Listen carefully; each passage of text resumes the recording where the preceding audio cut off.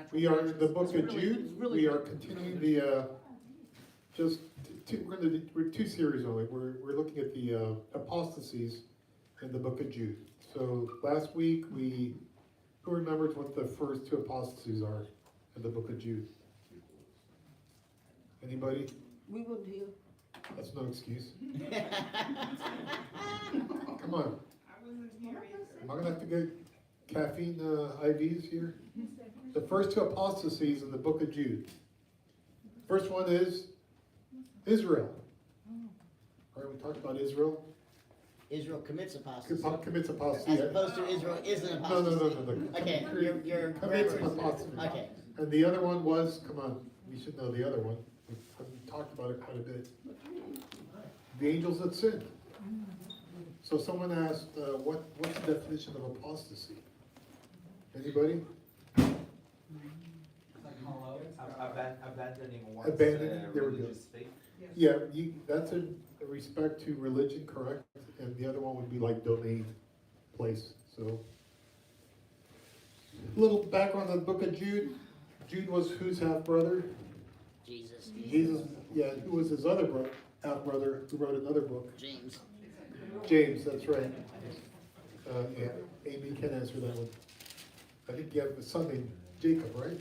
Yeah, you would know, yeah.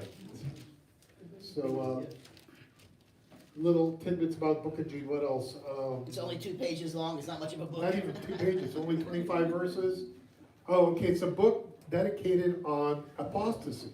So the book of Acts, it's the Acts of the Apostles, and the Book of Jude is the Acts of the Apostates. What's one sign of the end times that we're approaching regarding the church? Rabbi? Starts with an A. Apostasy. Yeah, who's rabbi over there? I was looking at rabbi over here. So yeah, apostasy. Apostasy is the church. So and we definitely are seeing that today. What other tidbits? Jude. Okay, how come he's not called Jude? He didn't say the book of Judas. Jude was a very common name, like Mary, like Maria, South America. Very common name. So Jude, a lot of Judas. We see a lot of Judas in the mentioned in the New Testament. Very common name. There's some view on that? No, okay. Yeah, but his full name would have been Judas. What's the answer to your question? Which was the question that I asked? I forgot. Well, why What was was the it named question? such a common name? Oh no, I guess it's just a common name in that Yeah, era. it was. Judas. Yeah. And he's Jude, right?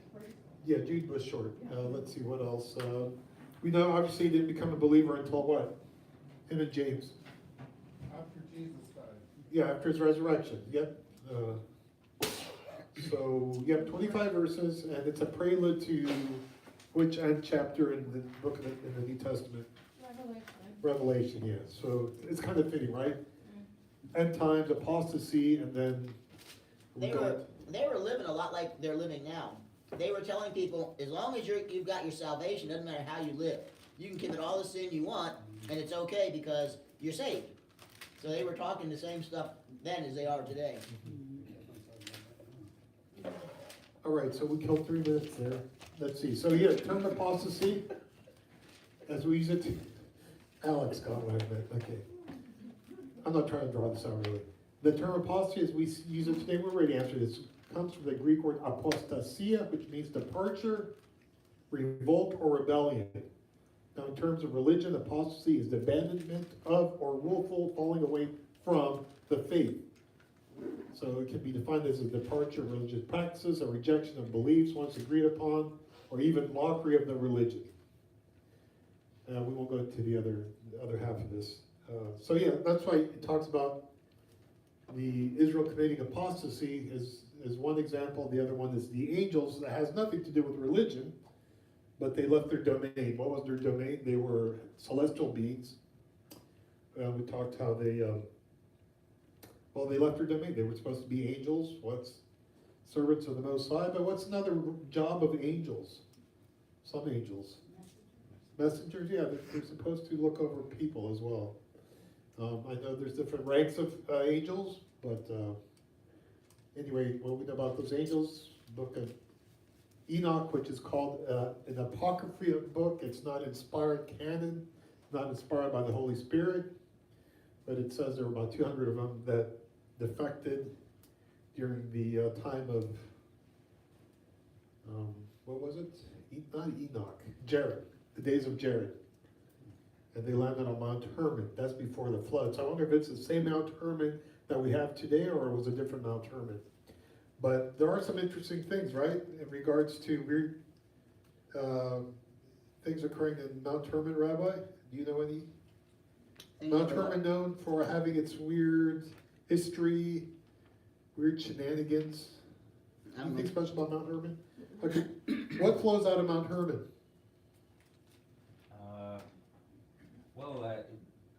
From the snow belt. From the snow belt.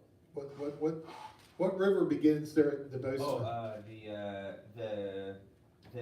delta of 3 rivers that feed the Jordan. Jordan, correct. Yeah, that's right. So anyway, all right. So that's the 2 examples we saw of apostasy. So one.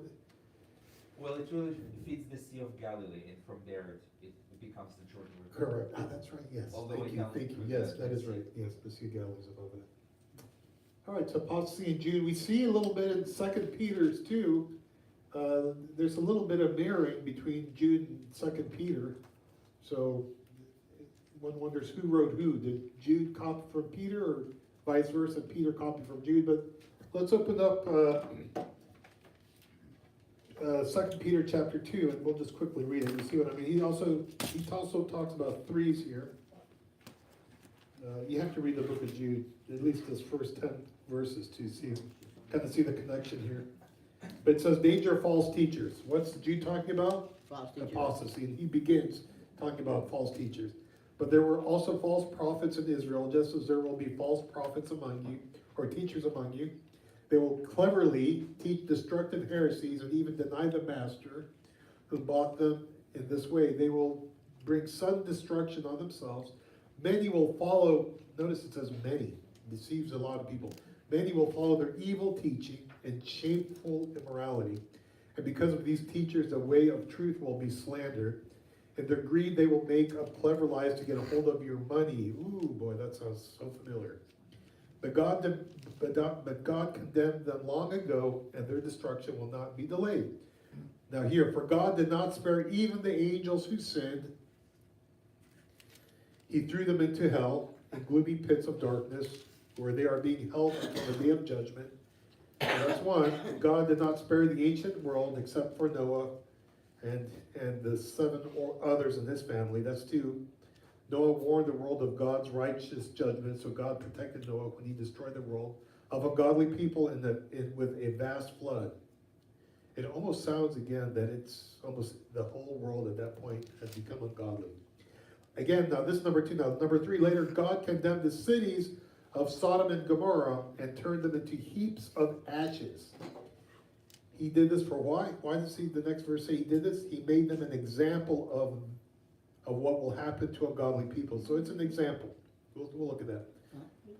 But God also rescued Lot out of Sodom because he was a righteous man who was sick of the shameful immorality of the wicked people around him. Yes, Lot was a righteous man who was tormented in his soul by the wickedness he saw and heard day after day. Well, that's interesting because when we read what he did to his daughters, what wonders, his right? daughters did to him. He didn't. She was around, yeah. Yeah. Oh, that's right, yes. No. Didn't he? No, we'll read it. We'll get to it. We'll get to it. You're right about the daughters in the cave, but who did Lot offer the angels? Okay. Oh. His virgin daughters, His right? daughters. Yeah. The He offers angels. them to the crowd. To the crowd, yeah. All right, apostasy in Jude. Okay, so, oh boy.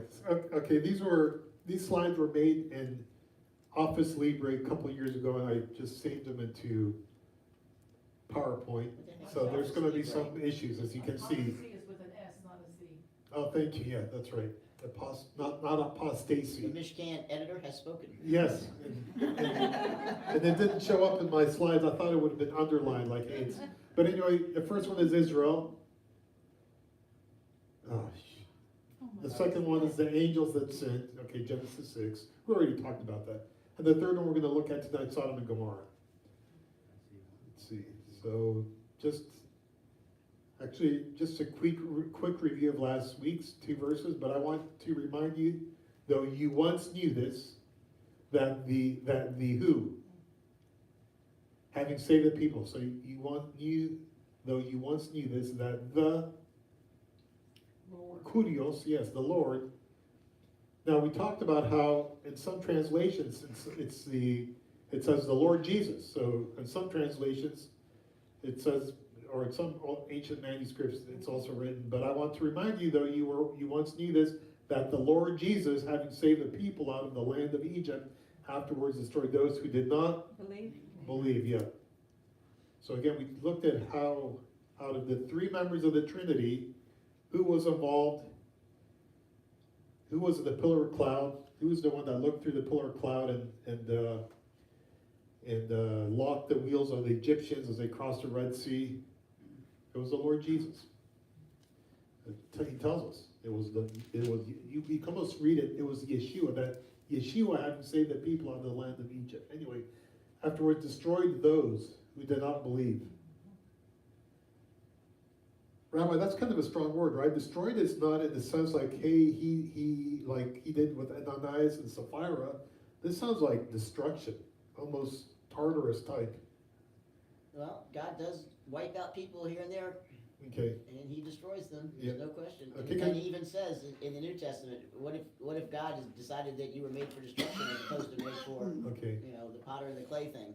A potter has the right to make things for destruction or to make them for noble purpose. And I bring that up because last week, remember when we talked about this, we asked, were they saved? They were saved spiritually, but destroyed physically. Remember that was a debate we sort of had, not a debate, but we kind of talked about that. So did all of the Israelites who left Egypt make it to the promised land? And not only the promised land, I mean the promised land in heaven. Well, we know there was a group that rebelled, right? And what happened? The ground opened up. Yeah. And I think I may have made an incorrect statement by saying just because there was a blood of the lamb on the doorpost in Egypt, they were saved. No. What was the reason for the blood on the doorpost? Who would be saved? The firstborn. Just the firstborn. Yeah, that's right, the firstborn. Humans only? No. Nope, flies. Flocks as well. Correct. Yeah. Okay. Number 6. And the what? Angels? Yeah, who did not keep their proper domain. So the proper domain would be the heavenly realms, that other dimension we can't see, but left their own abode. Yeah, God has reserved in everlasting chains under darkness. So what does that tell you about those angels? They can't do anything. They were judged for what they did, and they're locked away until the final judgment. They're in the abyss and they can't get out. Yeah, they can't get out, and they believe they're. Until Satan is released from the abyss. So I think in the book of So the people are released. Enoch, it says they're under the river Euphrates. The Euphrates runs through what? Iraq, correct, yeah. There's a huge dam there. I've heard, again, I don't know how much true, but when they took the Persian Gulf War and they'd gone in there, and there's prisoners on the bottom there. They say it's a spiritually dark place that they don't like going. Even some of the soldiers, American soldiers or Iraqi soldiers, avoided going down into the dungeons there where the prisoners are. And again, I don't want to. That's what I heard. Don't know if it's true or not. But again, it says that those angels, according to the book of Enoch, again, which is not canon, it's not inspired by the Holy Spirit, that we can call it historic, questionable, says that they were. He put them under the Euphrates River. So who knows? So for the judgment of the great day, okay. Acts 17:11. So now these people were noble-minded than those in Thessalonica, for they received the word with great eagerness, examining the scriptures daily to see whether these things were so. And as always, now those in Mishkan HaShafar were more noble-minded than those in other churches, for they received the teaching with great eagerness, examining the scriptures weekly to see whether these things were so. So always check the word of God. All right, so why did I bring this up? This Proverbs 6:29. So is he who sleeps with another man's wife, no one who touches her will go unpunished. Proverbs 6:29, and I kind of like what this commentary has. It says, the word of God has something to say to us upon all occasions.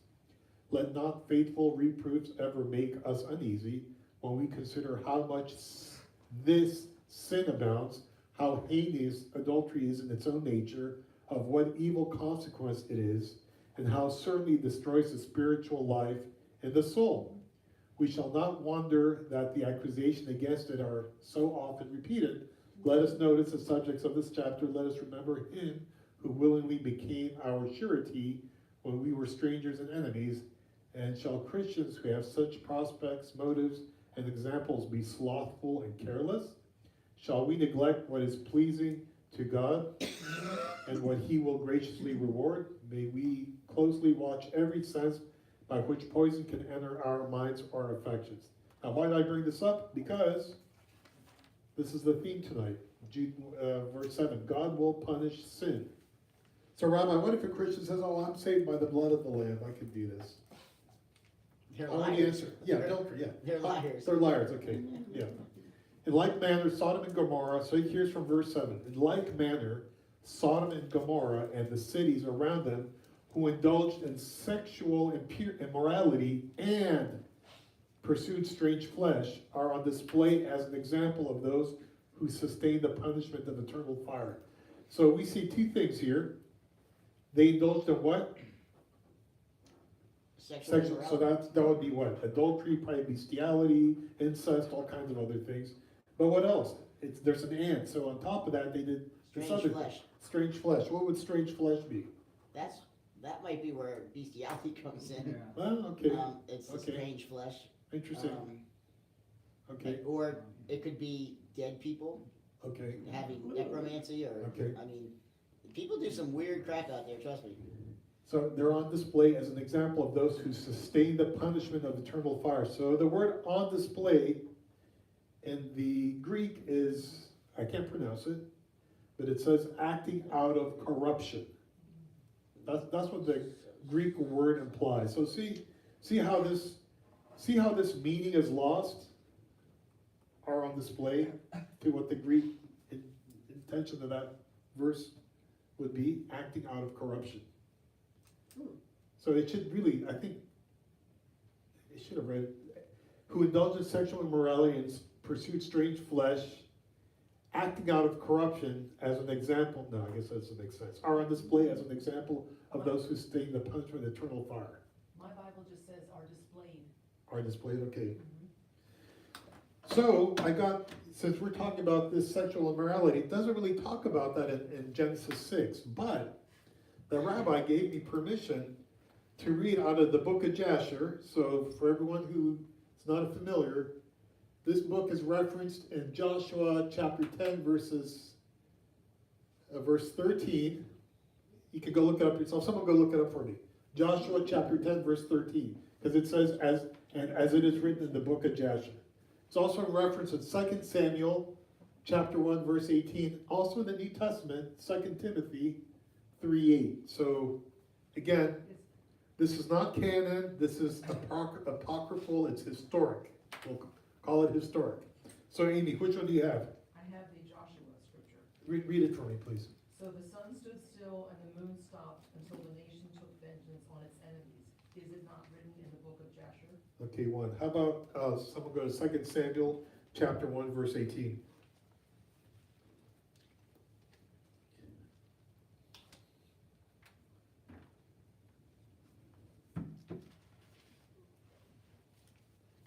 What was the third one in the New Testament, Paul? 2 Timothy chapter 3, verse 8.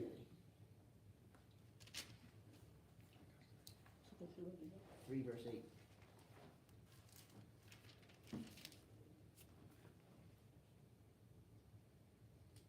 Go ahead. Oh, they look for Just 2 as Samuel. Jannes and Jambres opposes Moses, so these men also oppose the truth. So who are these Jannes and Jambres? They're not referenced in the courts of Pharaoh in the book of Genesis. Where did he come up with these names? The book of Jasher talks about them. They were the court magicians that opposed Moses. Remember there were two of them? And they threw down their staff and he threw down his staff. Those are Jannes and Jambres. And how about 2 Samuel chapter 1, verse 18. Daniel? Also, he bade them teach the children of Judah the use of the bow. Behold, it is written in the book of Jasher. Okay, so we see it now twice mentioned in the Old Testament. So again, I think it's just historical. All right, so we're going to read out of chapter 18, Sodom's wickedness. In those days, all the people of Sodom and Gomorrah and of the whole 5 cities were exceedingly wicked and sinful against the Lord, and they provoked the Lord with their abominations. They strengthened in aging abominably, and scornfully before the Lord, and their wickedness and crimes were in those days great before the Lord. And they had in their land a very extensive valley, about a half day's walk, and in it there were fountains of water, and a great deal of herbage surrounding the water. And all the people of Sodom and Gomorrah went there 4 times in the year with their wives and children, and all belonging to them, and they rejoiced there with timbrels and dances. And in the time of rejoicing, they would all rise and lay hold of their neighbors' wives, and some the virgin daughters of their neighbors, and they enjoyed them, and each man saw his wife and daughter in the hands of his neighbor, and they did not say a word. Okay, so there we go, talking about sexual immorality. And they did this so from morning to night, and they afterward returned home, each man to his house, and each woman to her tent. So they always did 4 times in the year. All right, so it goes on and say a little bit more, but I won't talk about this. I'll jump to the parts of Sodom destroyed. And the cities of Sodom had 4 judges to 4 cities, and these were their names: Sarak in the city of Sodom, Sharkad and Gomorrah, Zabnak and Abna, and Menon and Zeboim. And Eleazar, Abraham's servant, applied to them different names, and he converted Sarak to Shakra, Sharkad to Shakrura, Zebnak to Kezobim, and Menon to Matzlodim. And by desire of their 4 judges, the people of Sodom and Gomorrah had beds erected in the streets of the cities, and if a man came to these places, they laid hold of him and brought him to one of their beds, and by force made him to lie in them. And as he lay down, 3 men would stand at his head and 3 at his feet, and measure him by the length of the bed. And if the man was less than the bed, these 6 men would stretch him at each end, and when he cried out to them, they would not answer him. And if he was longer than the bed, they would draw together the 2 sides of the bed at each end until the man had reached the gates of death. In other words, they chopped him up so he would fit in the bed. So it shows you they were exceedingly wicked. We won't go anymore. We just want to kind of establish. What would be the purpose of chopping him up in the bed? Or chopping, they were trying to make him fit in the bed, so either they were maybe pushing him in. Okay, but if you kill him, what difference does it make? Yeah. I mean, the custom was to give up your wife or your daughter to a stranger. That was the custom. It was a show of hospitality to them. Oh my. But killing somebody by making them fit in the bed didn't make any sense. Maybe they didn't kill him. I mean, I see that it says, okay, so it didn't kill him, because it says they cried until the gates of death, right? So I don't know if it means they would die or they were at the cusp of dying. But whatever they did, they tried to make him fit in the bed. I can't think of only one way of cutting hands or feet, or I don't know.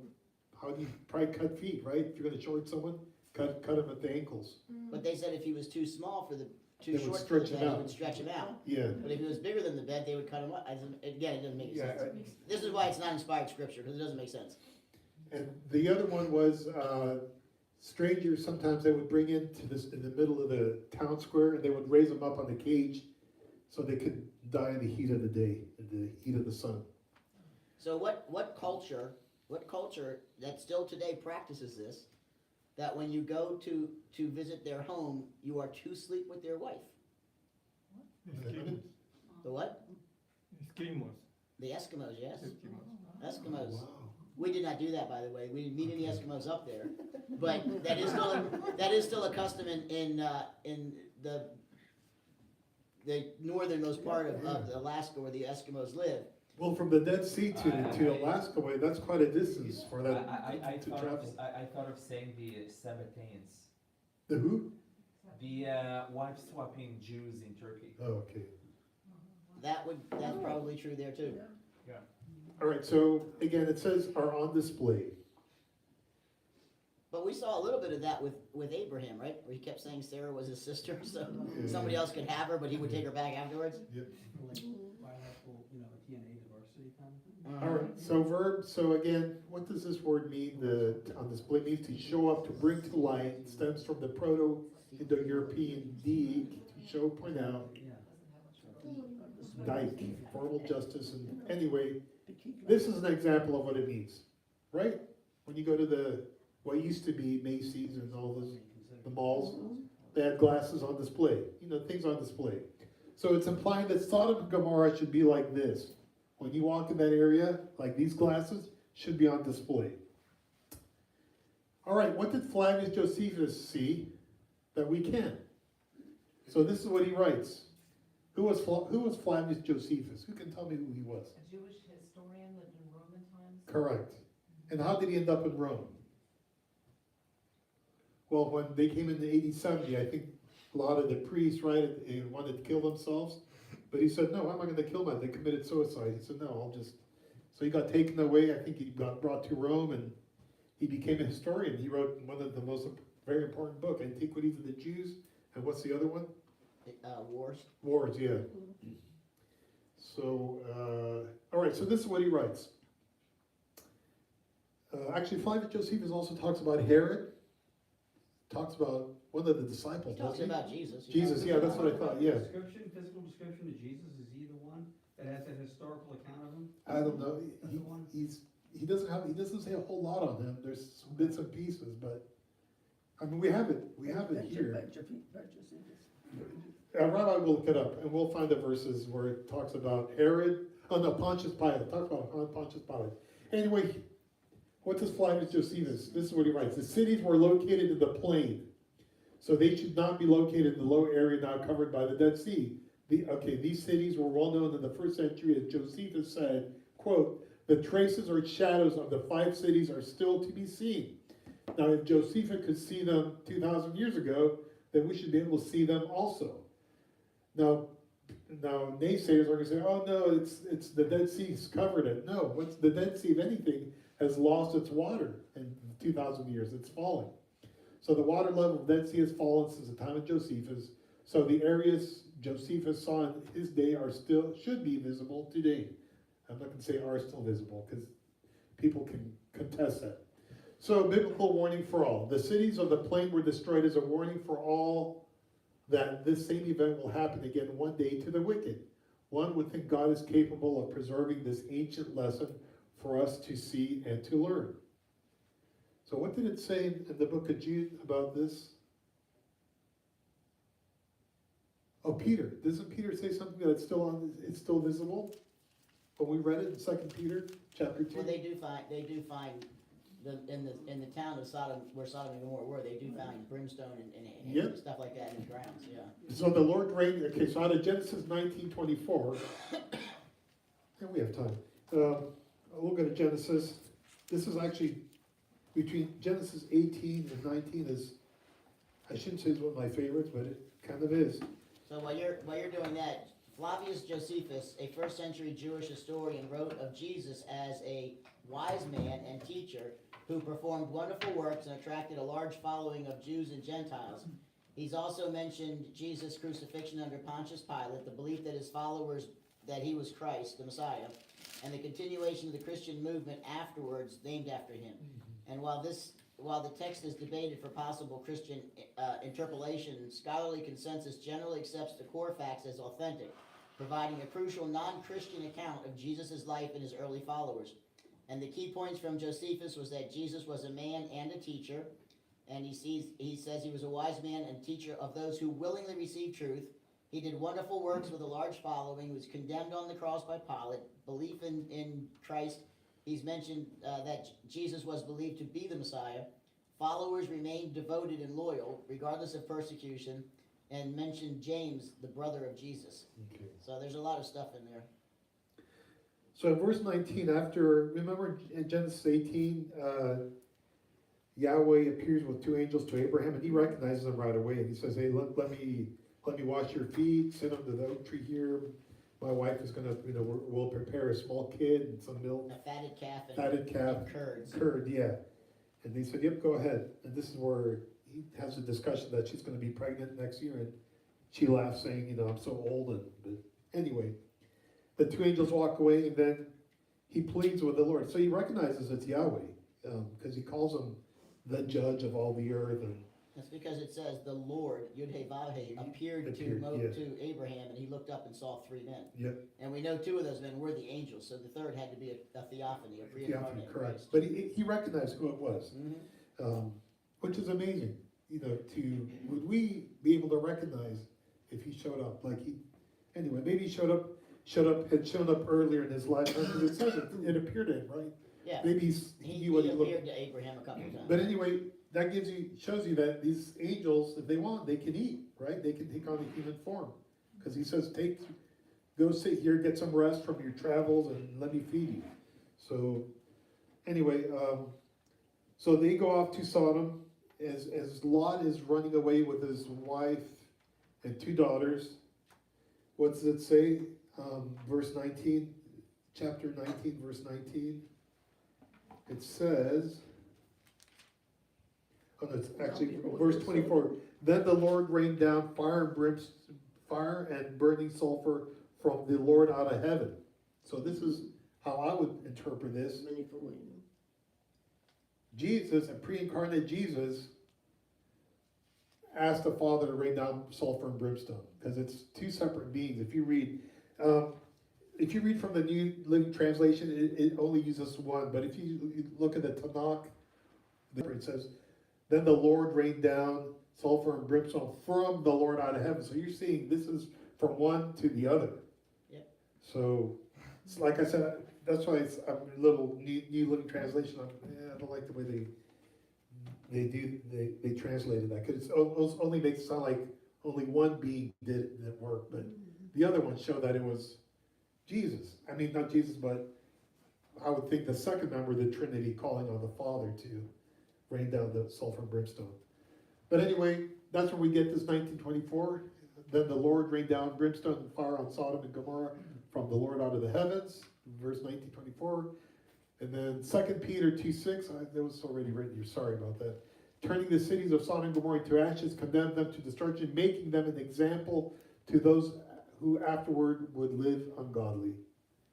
So the word example means an exhibit of warning here. So think about this. Sorry, it's a little fuzzy here. It didn't, saving it from one version to another, it lost a little of its flash, but you should be able to tell here.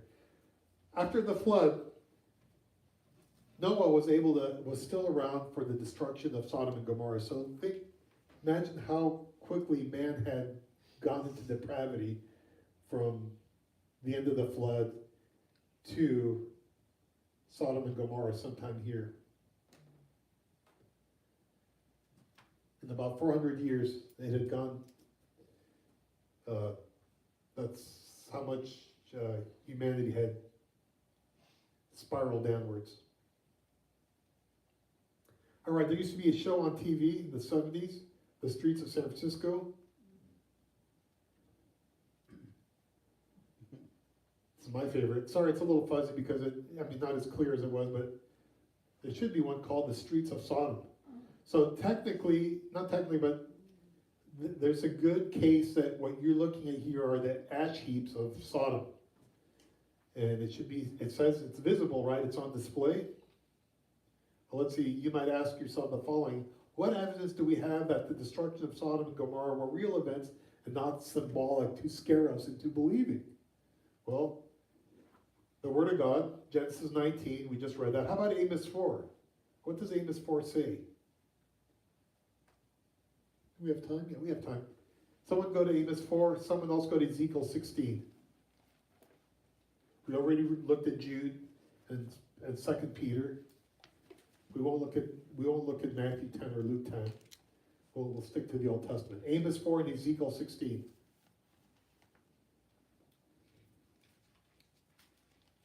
What verse in Amos? You're gonna have to go. You should be able to find it. It's Amos 4:11. Thank you. Can you read it, Amy? some of you as God overthrew Sodom and Gomorrah. Okay, how about Ezekiel 16?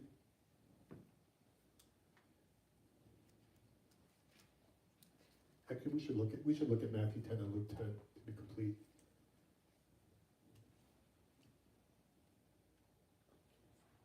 Ezekiel 16? The whole chapter. No, where it's, just where it says, about Sodom and Gomorrah. You have to look, search for it. 49, Sodom sins were pride, gluttony, Okay, what were Sodom's sins? and 49 says Sodom's sins were pride. Pride, okay, remember the word pride, right? In today's culture. What else? Gluttony Gluttony, okay, and laziness, laziness, while the poor and needy suffered outside her door. okay. So again, remember we read earlier that prior to the destruction, that area was lush. It says like the land of Goshen. It had fountains and springs. So even though they were around the Dead Sea, that was like a lush area.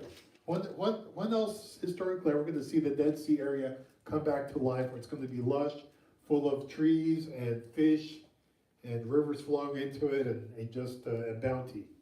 Except for the marshes. They'll remain the way they are because they'll need the salts for sacrificing in the temple. I already gave away the hint. When in history are we gonna see this again? That Dead Sea area back to life? What's that?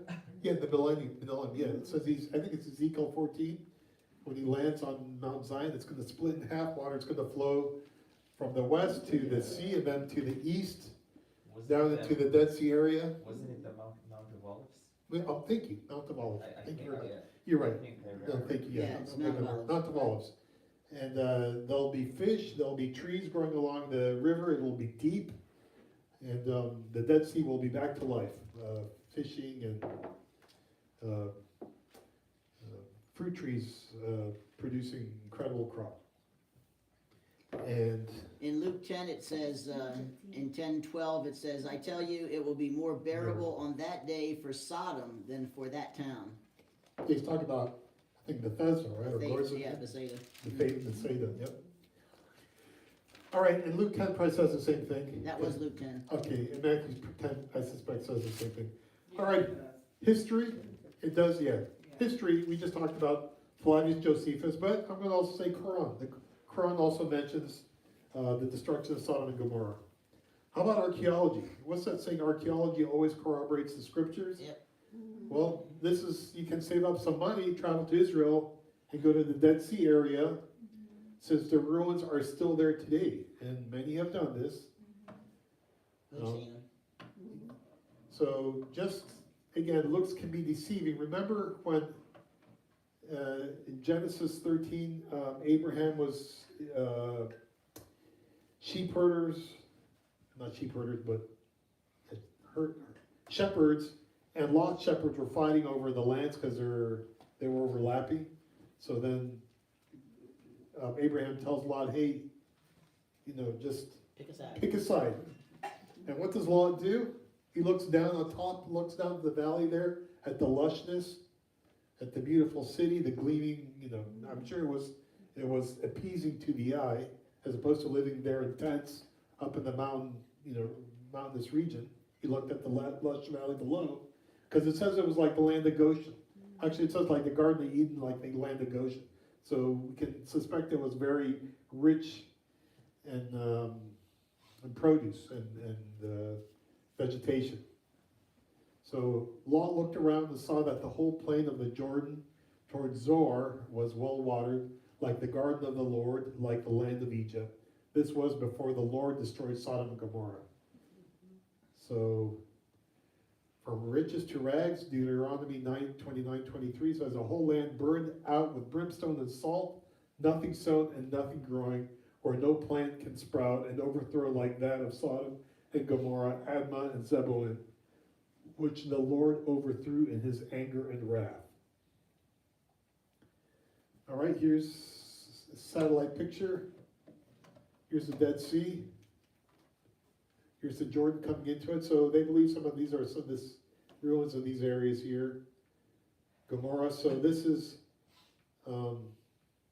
what's that trolley goes up to, what's it called? That Masada, and Sodom is a little further down, I believe. So Masada is very close to Gomorrah? Yeah. Oh, it's so close to Gomorrah, so before I answer that question, I remember back then, you asked the question, well, where does the water drain out of the Dead Sea, or the Sea of Galilee? The Dead Sea's down here somewhere, where is it? Is that the Sea of Galilee or the Dead Sea? That looks like the Sea of Galilee. It's the, no, it's the Dead Sea. That's the Dead Sea, where's the Sea of Galilee, further up? We can't really see it very well in this Okay. picture, but it's a little It's bit about- upwards. Okay, so you were wondering, where does it drain? Well, it drains down this valley here. So if it overflowed, it would run down here, That was a question you don't remember. You asked that back in 2022. I remember that. And I answered that question the next week, but you weren't here. Yeah. So you are here in 2025, and your question's been answered. Remember we talked about what we thought was the escape route of the Israelites from Egypt, so from the land of Goshen, which is nice and green over here. They believe they came here, down the wadis here to this peninsula here, this beach area, because they can't go to the south because the mountain literally comes into the water, and there's still a fort of the Egyptians to the north here, and it says there was they couldn't escape to the north because of that. So then they crossed here, and then Mount Sinai somewhere up here. At least what they believe is the biblical Mount Sinai. All right, We touched it last week. what's that? We touched it last week. We did, yeah. So I like my steak really, really, really well done, charred and carbonized. So you only see this when temperatures get, into, I think in the thousands, 2,000 degrees Fahrenheit, where things start ionizing and just doing weird things, which is what you see here. These things they find in these objects are sulfur balls, almost 99.9% pure. You don't find sulfur balls anywhere in the world. The highest concentration of sulfur found is in around volcanic, where they have, what is it called, the springs? No, not lava, but where they have the natural springs. Have you ever been around natural springs, hot springs? There's that sulfuric smell. Yes. That's about 40-something% sulfur. These are close to 100%. They find them buried within these. You can find them buried encased in rocks, and you can light them, and they light really hot. It's a blue flame, smells, and anyway, they find them. So they think it pulver, it almost like. Oh yeah, these structures here, you can grab them and it just becomes ash. You can stick your hand in there, and just it just breaks up in your hand. It rains very little there, doesn't it, Rabbi? That area. Very little. So there hasn't been a whole lot of erosion in 4,000 years, a little more than 4,000, 4,500 years. Here's look what's left, some doorways still left over. Ziggurats and structures. Apparently they were pretty big cities. All right, so where's Masada? Up here. Yep. There's a trolley you can take the trail up. This is what they believe is the remnant of Sodom. You can see it on the way up, right there. Notice how different it is from the land around. Notice that? Just right there. That's another telltale sign. But if you go walking through there, you're going to be able to find those sulfur balls. You just have to go look in there. Sometimes they're washed away in the gullies there, and you just pick one up. And Does it smell like sulfur? if you light it on fire, but if you light it on fire, it's really strong. You have to put it on a metal structure, or else it'll, if you put it on a spoon, it'll start melting it. It'll get too hot for you to hold. It's super hot. Remember, it's a blue flame. So the blue are the hotter, right? So when they say red hot, well, really blue hot is hotter than red hot. People come up in this by the millions, I suspect, hundreds of thousands every year, and they go down this and they're looking at this and they have no idea that there's overwhelming evidence this is the remains of Sodom. What was it, Sodom? No, what did we say it was? Gomorrah, sorry. So Sodom would be further south that way. And the other cities, the other 3 cities further north. There's more pictures. Again, you're not gonna see very many people going through there because they have no idea. And here's the thing. Let's say you take a non-believer and you take him through this and you find evidence of structures, sulfur balls. Do you think it's gonna change their hearts? Yeah, I think so. I don't think it will. Like National Geographic, haven't they done a lot of, not National, well, I know there's a lot of historical evidence. People always go up to, Rabbi, do you know of anyone who's ever come to the feet of the cross due to historical evidence? Well, I kind of read about one guy who was literally the librarian for the atheist of America. And they were having their national meeting, and he was setting out all the books for their side, and books for the other side. And he started reading one of the books on the other side, and he actually became a believer because of the archaeological evidence. Okay. So it can happen. If you respect the evidence, you can respect what it says. So it just depends on if the person looking at the archaeological evidence respects archaeology, then it can happen. Because there's a passage somewhere where it says the Jews demand miracles and the Greeks demands or something, signs, Signs and wonders, yeah. something like that, yeah, okay. All right, so the Mishnah explains Sodom and Gomorrah sin was related to property according to rabbinic tradition. The Sodomites perceived what was theirs is theirs and what was yours is yours. A life led by this principle tends to care less and less about his neighbor. We read that, right? I think in Amos, he didn't care about the poor, the people outside. This attitude leads one towards a lack of compassion, which we saw, and an extreme sense of selfishness.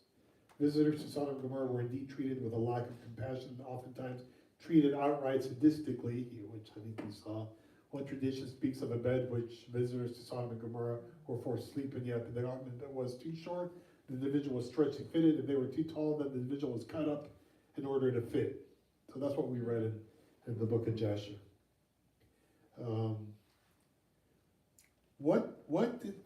Actually, in the book of Jasher, it says that Abraham was extremely hospitable. Anyone that came by that area, he would lodge in his tent. He would feed their asses, feed them, let them sleep, and then he would send them off with clothes, with articles.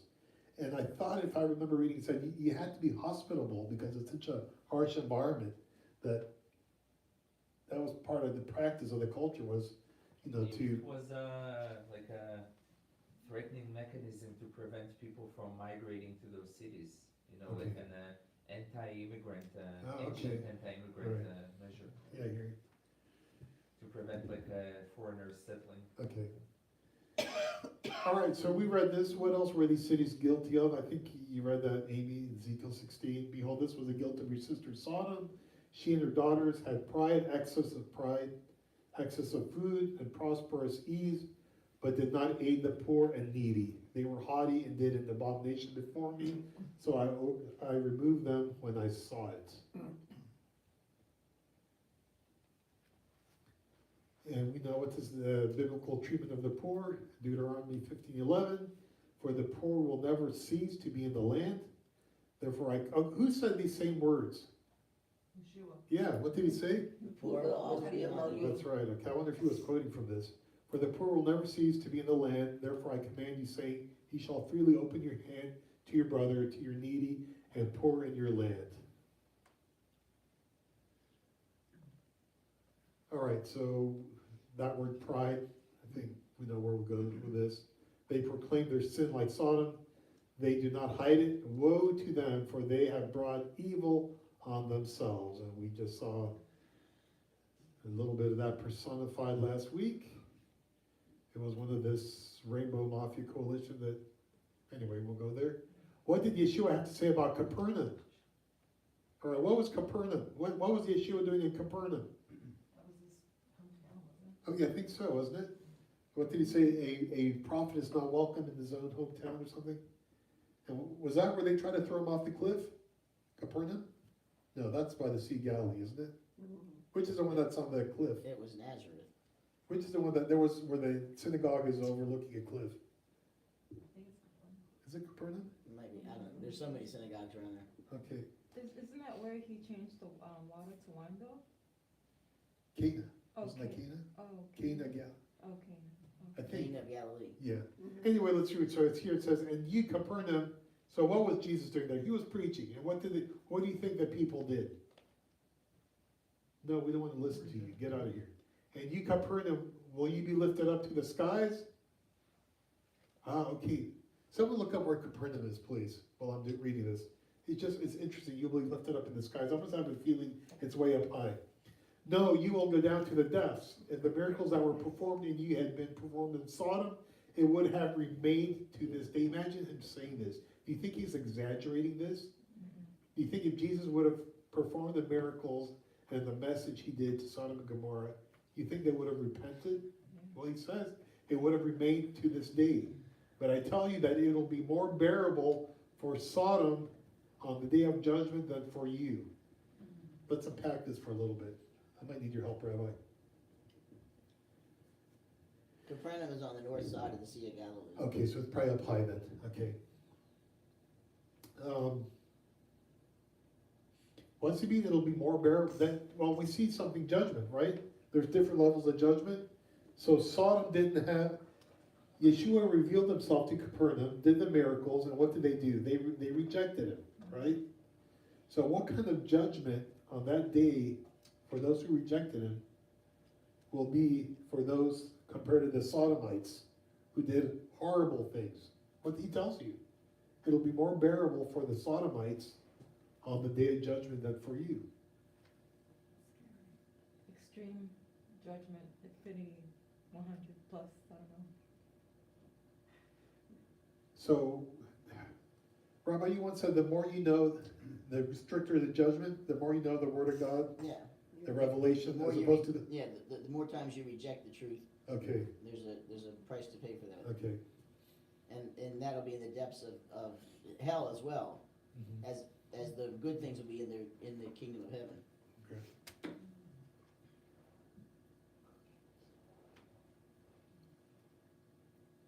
I went a little fast.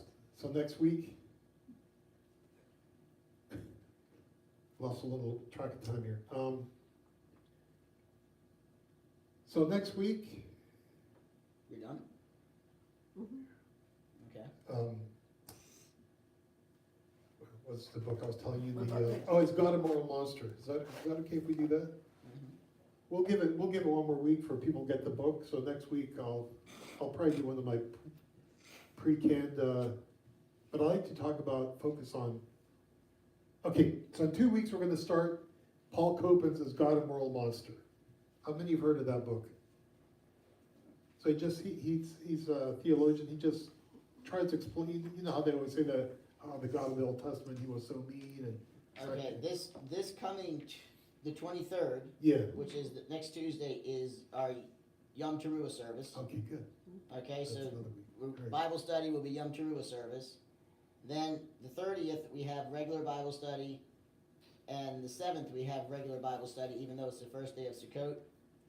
And then after that, the 14th Bible study will be Shemini Atzeret. So we only have 2 Bible studies before we have another celebration, and then. So I'm going to show you what the book is The God. 21st is when you probably should start. So we just have 2 Bible studies in between the High Holy Days that aren't doing something. So let me just find you the images here. Oh, you know what? It's not showing up on the screen, is it? Oh, we can fix that. Hold on a second.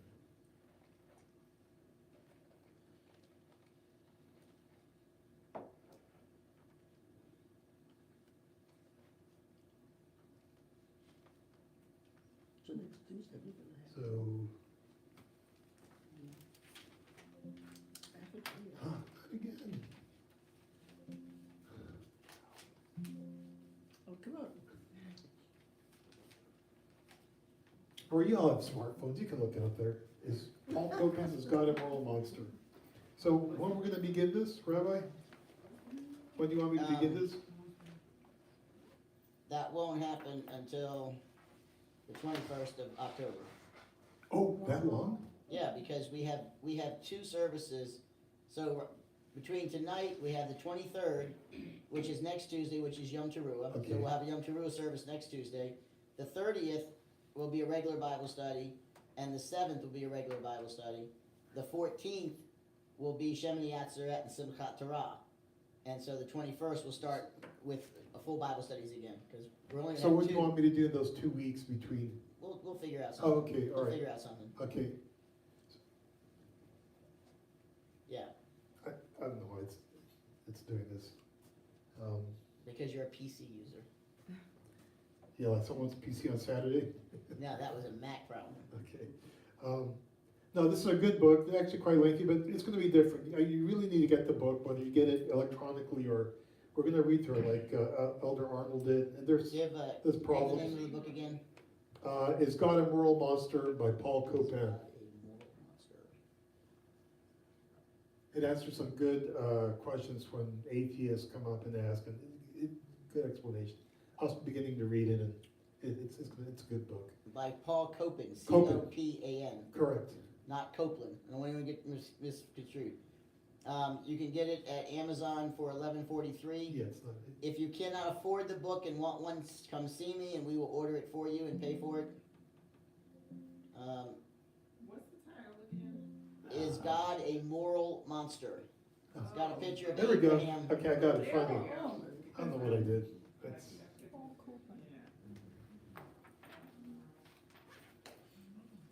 So if anyone needs the book and cannot afford it, please let me know and Michigan will scholarship it. yeah. So, do you think if I get the electronic version, I'll be allowed to display it on the screen or not? I have no idea. Okay. Is there a workbook that goes with it? I didn't see one, but there might be. But there are questions and problems and discussions. So I'm gonna mostly read from it, so that's why you need to get the book. It's like what Arnold did, read through that book, and then there's some questions and things, then we'll break. I might have slides, address those, but, this is gonna be like an active reading during the class, and then just talking about certain things.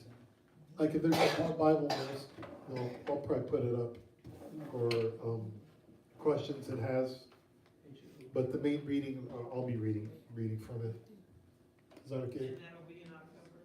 Yeah, starting October 21st, Yeah. so, We'll figure out what to do for the two Bible studies that we don't have any high holy days on. But I don't wanna start something deep and then have Yeah, to stop. cancel Okay, it, good. start and stop, start and stop. okay. That's why I'd rather wait. We can play Bible trivia on those two Tuesdays or something light, since we'll have a lot of extra holy days and a lot of extra services. Africans too. Yeah, and our African, couple, Doris and Peterson will be here this Friday, and then they'll be with us until October 18th or something like that. So they're coming because they were here for the Passover, and now they wanna come for the High Holy Days, so they can get the whole year. And be in prayer for that, because, he's applying to Orphan Grain Train to get shipments from America of food and clothing and materials and bikes and desks and chairs and medical equipment, all coming from Orphan Grain Train, being sent to Malawi for him to distribute there, because the person they do have in Malawi receiving it is stealing it and selling it, and that's not good.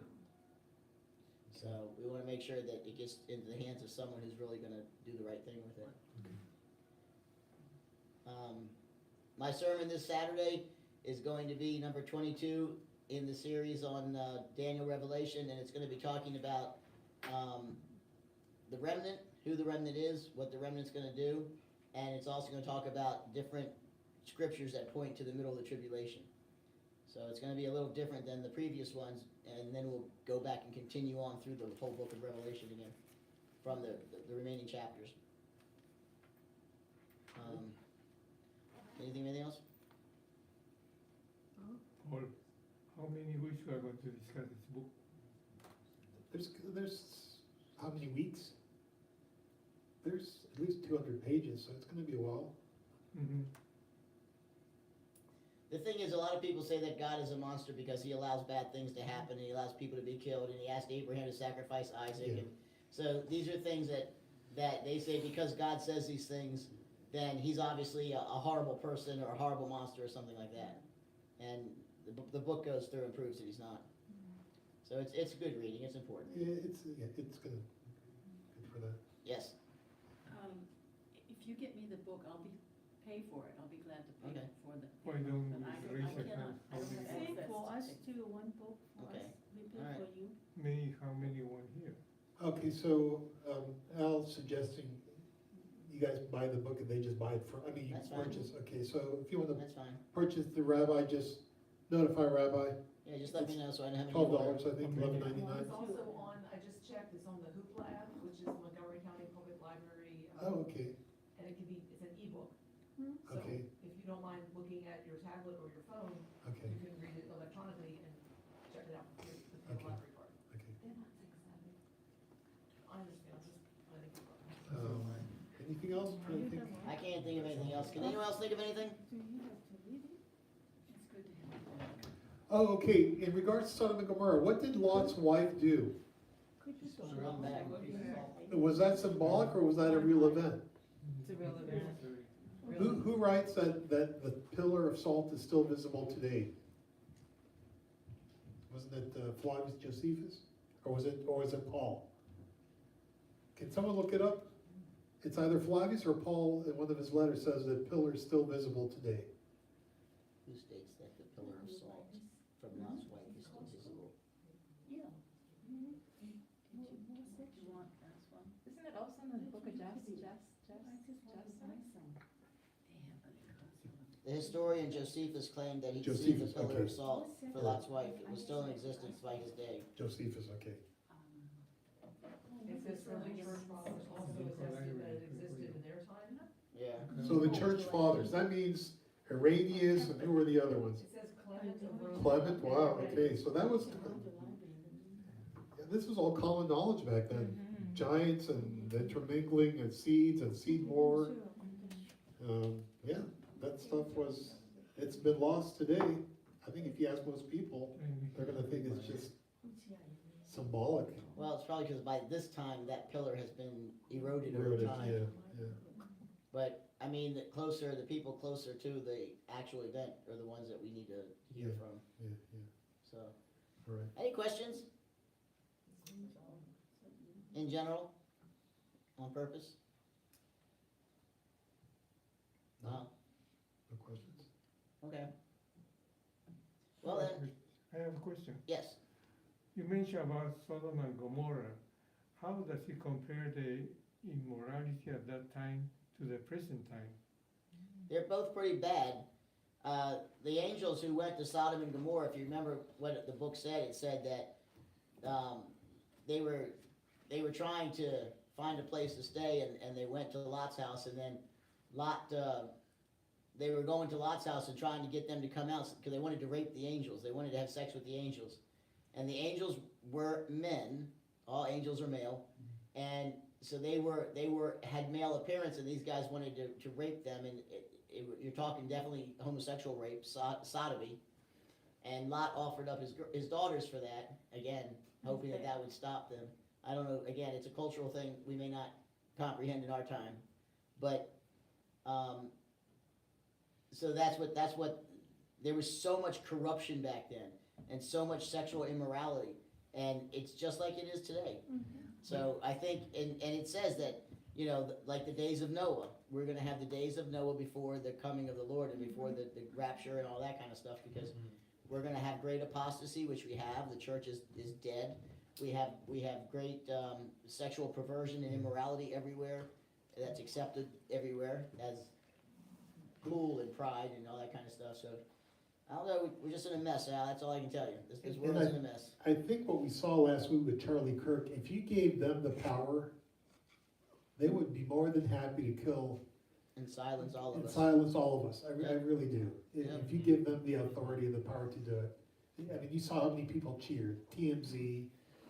Well, they were holding a rally for Kirk, and this one kid got up and he went up on the stage, and he sat there for a second, then he slapped himself in the neck and fell down, and convulsing, making fun of Charlie being shot in the neck. Yeah. So, I mean, they are deprived and depraved. They are literally reprobate minds at this point. They cannot even comprehend anything. And you can't convince them of anything either. They cannot, I think like Rabbi said, their minds are seared. I really do. They're Even just seared. even like Fetterman, John Fetterman is like a normal, what we would call old school Democrat, but when it comes to voting, he always votes with the Democrats. Why? Money. Because they are lockstep. They cannot stray. They cannot deviate. So he's on TV with his. For himself. He's on TV. They can't think for themselves. That's the problem.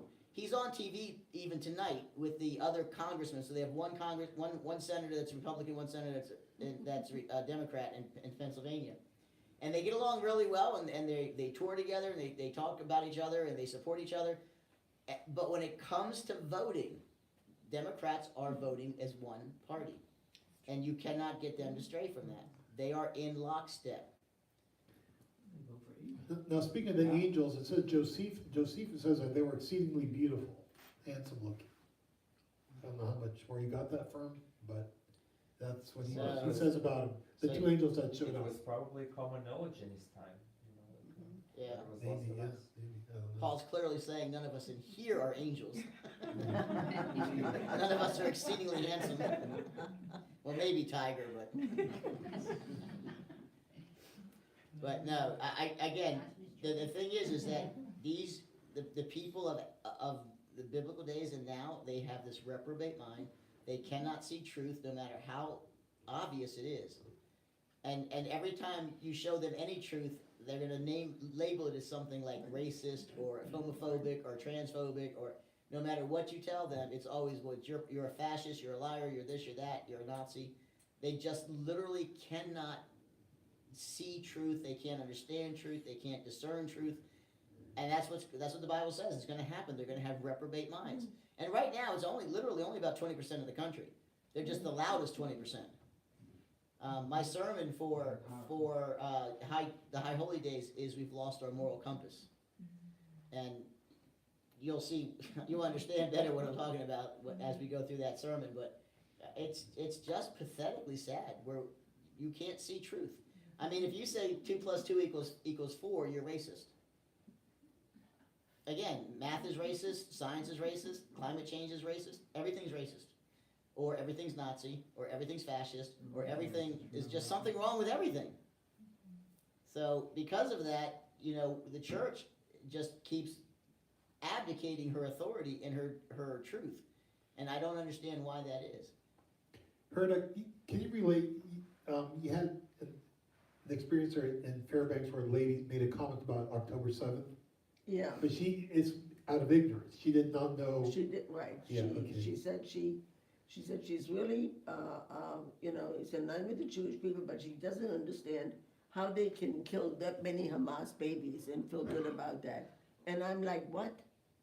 And my first thing was, Hamas started the whole thing, and then I thought, you know what? She's just, and then he was getting ready, everybody was getting ready to settle down for the next thing. So I just said to her, I said, I don't think you know the history. So why don't you wait until Tuesday? Because on Tuesday, Bobby, I knew what was on the schedule. I said, he'll tell you more about the history and the Israeli-Palestine conflict. And so we'll have a discussion after you listen to that.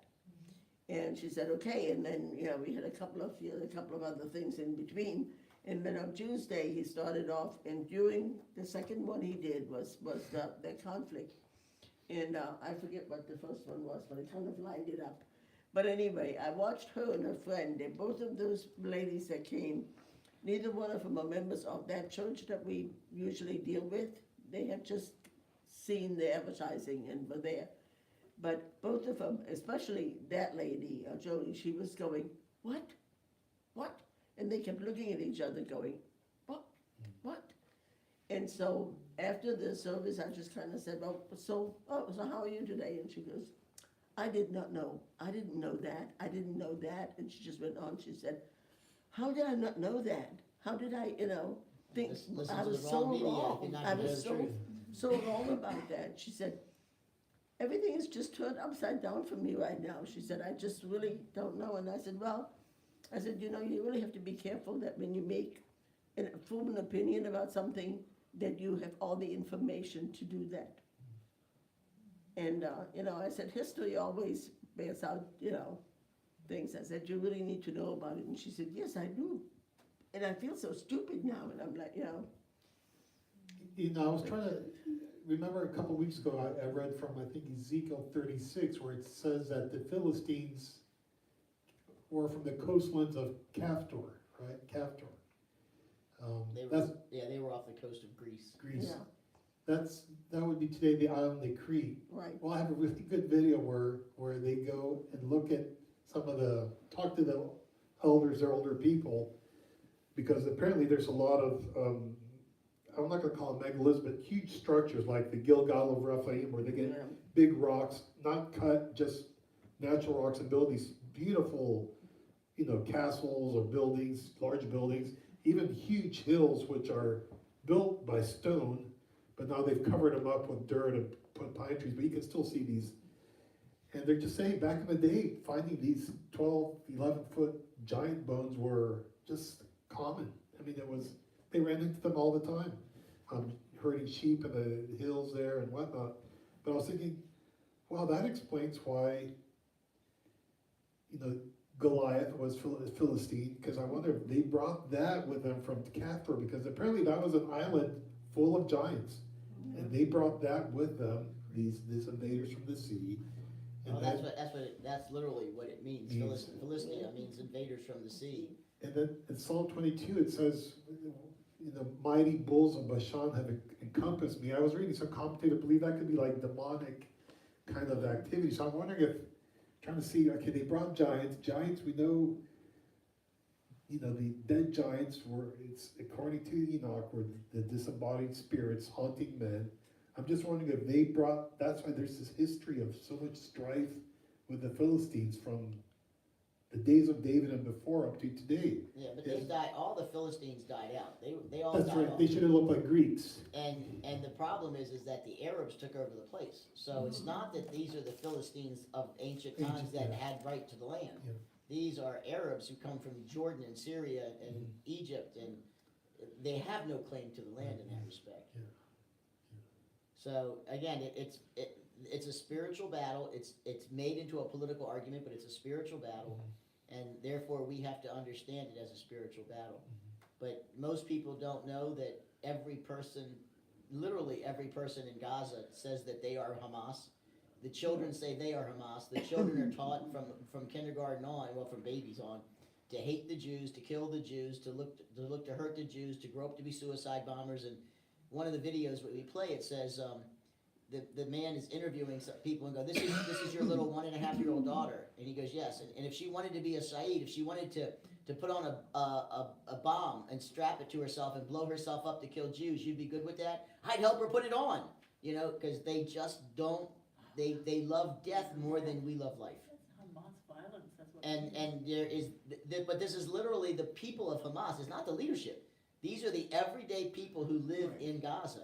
They've been brainwashed. Oh, they've been Yeah, brainwashed. Their maps don't have the land of Israel on them. The maps are made without the land of Israel on them.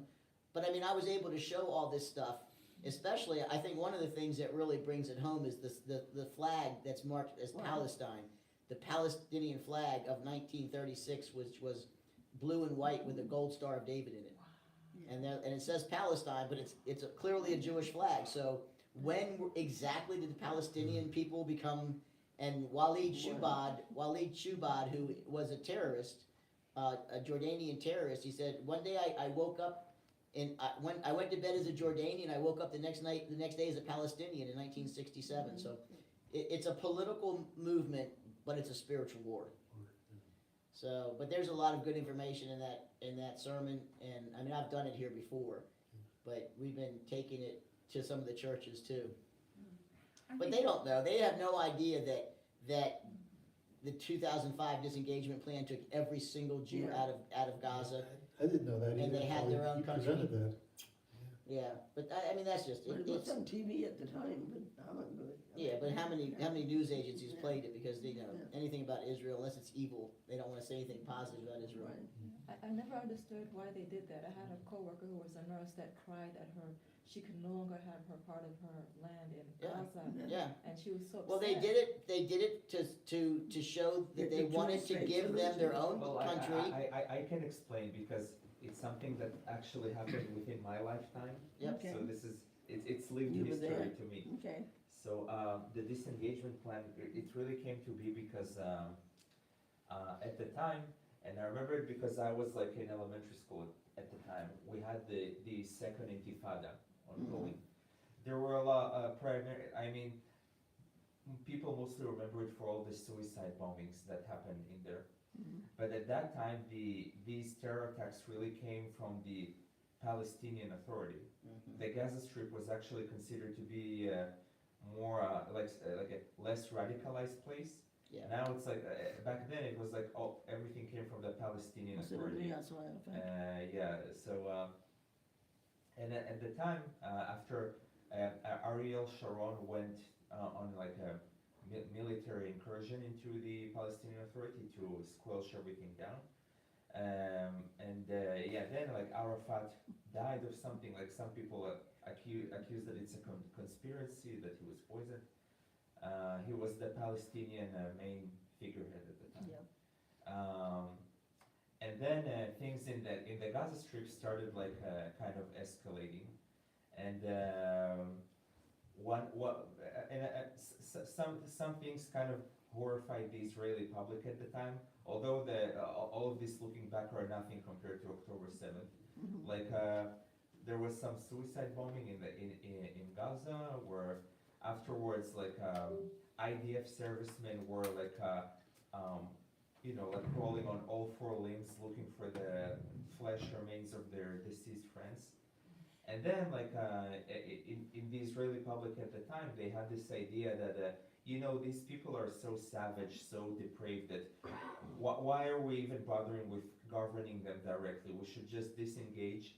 And I mean, at the time, it seemed like it seemed like a good idea, sensible idea. Although the military leadership did not agree with that, because they're like, no, if you leave these people to their means, they'll just be smuggling in weapons through the Philadelphia corridor through Egypt, and Gaza will just become a terrorist nest, like it ended up happening eventually. But at that time, to the Israeli left, it seemed like a good idea. Like They would give them the land for peace, and they would run their own government. They'd live their own lives. They would run their own government. Although, like among the intelligence community, they thought it would be a horrible idea. And it was. And also, I mean, the prime minister at the time, Ariel Sharon, he was like under some criminal investigation. So some people like on the Israeli right think he wanted to push the disengagement to kind of like ease the pressure of his personal He thought that would be Right, but he also had the Syrians and the Palestinians agree to this disengagement plan, so they were for it. And then right after Israel forcibly removed all the Jews from Gaza and from 5 northern territories in the Judea Samaria, the very first thing that the Arabs did in Gaza was to destroy anything ever owned, touched, or lived in by a Jew. They tore down all their beautiful houses. They destroyed their greenhouses. They destroyed the desalination where you could take the Mediterranean seawater and use it for drinking water. They destroyed all of the factories, all the plants, everything that a Jew had ever touched. And the second thing they did was elect Hamas to be their leadership. Yeah. So it doesn't work. One other thing that happened within my lifetime, it was only 5 years before the disengagement, but also the withdrawal of the IDF from southern Lebanon. Yeah. I mean, looking back, that was another huge mistake. I was like a kindergartner, like first grade at the time. But it happened also again, like because of another like moral panic, because of some terrorist attack that killed some IDF servicemen. And then like the Israeli left wing at the time, they were like, oh, why are we even bothering like staying in southern Lebanon? Just get out of there and everything will be, you know, like less soldiers will end up dying. Mhm. Although evidently, like, none of that was also true, Right. because Israel got a war out of it like only 6 years later. Yeah. But, Yeah, and southern Lebanon, as soon as they pulled out of southern Lebanon, it filled up again with Hezbollah, so. yeah. You can't, terrorism is just a whack-a-mole evil, you just gotta keep going after, but you're not gonna ever stop it, unless you can change the hearts of the people. Like cockroaches. But unless you can change the hearts of the people, remember, Ireland and England had a lot of terrorism back and forth for many, many years. And then they would take the Irish children and the English children and take them to camps, in neutral areas. And they would realize that, oh, we're just regular kids, we're just people. And they would keep bringing those kids to these camps every year For to years. learn that Irish and English kids are don't listen to your parents when they say this, that, and the other, because it's not true. We're just people, you're just people, we're people, everybody can get along with each other. And finally, after many years of that, they finally got peace between them. But not before, because you know, you guys wonder, like, why these judges are saying you can't stop someone who's a terrorist from coming into the United States. Like, remember they were, like, all these people, these terrorists wanted to come into the United States and go to the UN and stuff? Well, you can thank Ted Kennedy for that, because Ted Kennedy was part of the IRA, the Irish Republican Army supporters. And he literally got the law changed through Congress that said, if you come to America but promise not to do any terrorist acts, you can be given a visa to come into America, to raise money for terrorist acts to take back home with you. Yeah. So that is literally what happened. Was Ted Kennedy had a lot of friends in the IRA, and he wanted them to be able to come here and raise money. So he got a law passed that as long as they signed a letter saying we promise not to commit any terrorist acts while in America, they could come here on a visa. Or can they compensate their assets if they breach that, promise? They probably could, but we never see Evo ever doing anything like that. So they're screaming at Rubio for not letting terrorists come into the United States from like Gaza and all these other places that they, you know, Rubio is taking their visas and not letting them have it, or people coming here for colleges. They, you know, they get a scholarship or something to come here, and then they find out that they hate America. Why do we bring people that hate America here? What's the purpose in that? Yeah, like from like Pakistan. And Yeah, places. there's just no purpose in that. Yes, Ms. Garland? I'm concerned about the colleges that we have here, because all the college professors that are Marxists. Right, And they they're hire teaching- Marxists on purpose. They They- literally do it on purpose. And so if you send your kid Well, don't to send an your, elite don't send your kid to college, you're that's the learning thing. Marxism, you're Yeah. learning communism. Absolutely. Yeah. It's a Look, terrible- they started this crap back when I was in school. And I'm old, so this has been going on for decades. It was like that. But when they bring out people they get out of jail from the Weather Underground and bombing things and killing policemen, and they're hired by these universities, screw them. Yeah. Screw the universities. I would not send a kid to college today for anything. I'm so glad my daughter never went to college. I mean, she went to Montgomery College, but, I mean, she didn't get as much of this crap that. Well, but again, I've very seldom ever needed a college graduate. I need a lot of tradesmen, but I've very seldom ever needed a college graduate. But you So- know, they do that with all the other schools. When we were living in Greenbelt, in the neighborhood, there was a Muslim family that sent their child to a Muslim school in Virginia, and they could come every morning with the bus and pick him up and everything.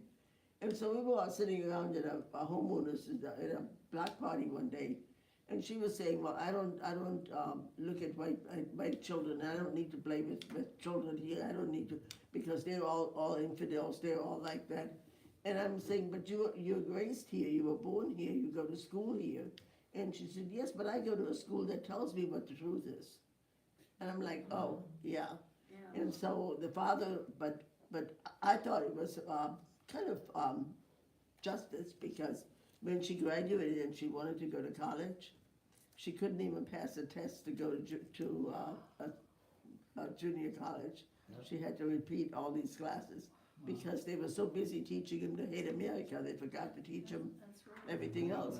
But now, that's exactly what's happening in our public schools. It's terrible, it's Yeah. terrible. I could get them from Our kids kindergarten can't up. read, they can't write, Yep. if you ever wanna confuse your children, They just can't write read in the clock. cursive.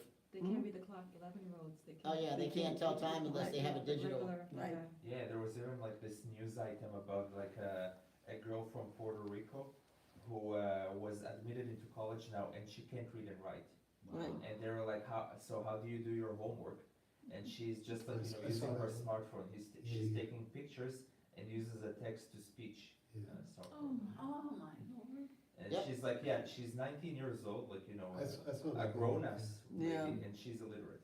You know, for years, when my kids were growing up, Oh, and also, sorry, she's also suing her public school back home for supposedly not teaching her how to read and write. Yeah, that's Yeah. another funny Yeah. aspect, yes. Yeah. Sorry. my girls and I, for years now, my girls are, in their 50s, and we would always go, when we go to cash registers and everything, and I would pay somebody, and then I'd say, oh, I have 5 cents, oh, I have 3 cents, I have this, and I would lay it down, and these kids would be so confused, they just didn't know what to do, and they go, you have to learn the money. You know, they didn't even know how to count stuff out. If you gave them 2 pennies, they were confused. No. And I always thought it was just a shame that, how are you going to survive in this world if 2 pennies can confuse you? Well, and the Yeah. thing is, our kids can no longer read and write, but they know every Kardashian. Yeah, They know all the stupid stuff they don't need to know for any good purpose at all. Brain rot. mm-hmm, But again, that's what the left Yeah. wanted all along, because if they can make the people stupid, they can control They them, can be and that's what's organized, happening. yeah. Depend on, live off the government, yeah. Oh, I don't, no, he's talking about, we're broadcasting. Oh, I just don't care. I mean, I'm not gonna stop speaking the truth just because it's going out in the public. But the Democrats, the left, the liberals, call them whatever you want, the Marxists, they're communists, they're socialists, can we turn it off? as you can. They're I don't know how. they're trying to destroy this country. Can somebody turn it off, please? And then if you have children who are doing well, I they're know going how. to attack them. So, See you this Saturday, 6 PM. Just that simple?